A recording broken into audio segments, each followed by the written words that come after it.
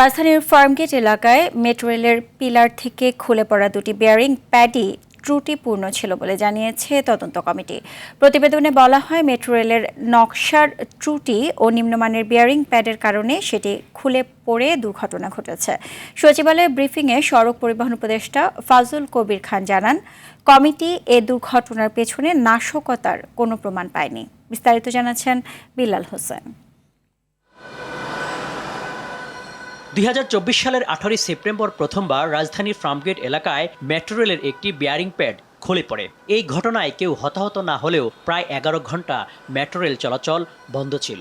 এরপর গত 26 অক্টোবর একই এলাকায় আরও একটি বেয়ারিং প্যাড খুলে পড়ে। প্রায় 80 কেজি ওজনের এই প্যাড মাথায় পড়ে এক যুবকের মৃত্যু হয়। পরে ঘটনা তদন্তে 5 সদস্যের কমিটি গঠন করে সরকার।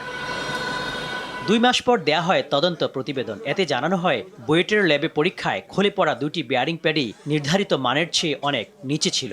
আমাদের প্রচলিত যে মান তার মধ্যে থেকে দুইটা প্যারামিটারে, সব প্যারামিটার না, অনেকগুলো 8-10টা প্যারামিটার থাকে একটা মান নির্ণয় করার জন্য। তার মধ্যে দুইটা প্যারামিটারের মান আমাদের কাছে মানে পুরোপুরি ভালো মনে হয়নি। অনেকগুলি কারণের কথা বলছে। একটা কারণ হচ্ছে টেম্পারেচার, এখানে টেম্পারেচার ভেরিয়েশন আছে। একটা কারণ হচ্ছে কম্পন। মেট্রো রেলের নকশায় কিছু ত্রুটি থাকলেও চলাচলে ঝুঁকি নিয়ে জানান সড়ক পরিবহন উপদেষ্টা।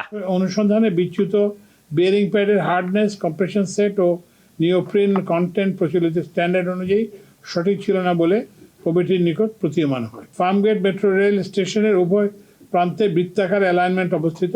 প্রতীয়মান হয় যে ভায়াডাক্টের অ্যালাইনমেন্ট সোজা অংশ ও বৃত্তাকার অংশের মধ্যে কোনো ধরনের ট্রানজিশন কার ব্যবহার হয়নি।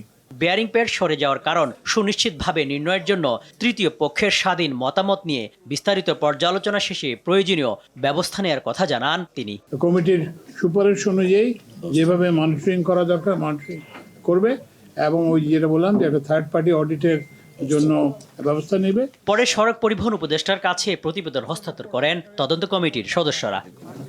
পুরোপুরি রিলিজ করেছে। বিল্লাল হোসেন, RTV, ঢাকা।